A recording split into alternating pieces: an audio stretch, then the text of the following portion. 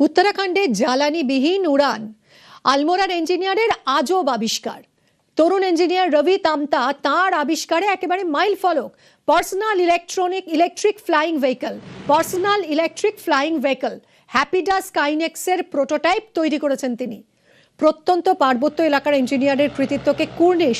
দেশীয় প্রযুক্তিতে তৈরি ফ্লাইং ভেহিকলে নয়া নজির। জ্বালানি সংকট, দাম বৃদ্ধি, দূষণ থেকে আগামীতে মুক্তির আশা। হ্যাপিডার আবিষ্কারকের প্রশংসায় উত্তরাখণ্ডের মুখ্যমন্ত্রী।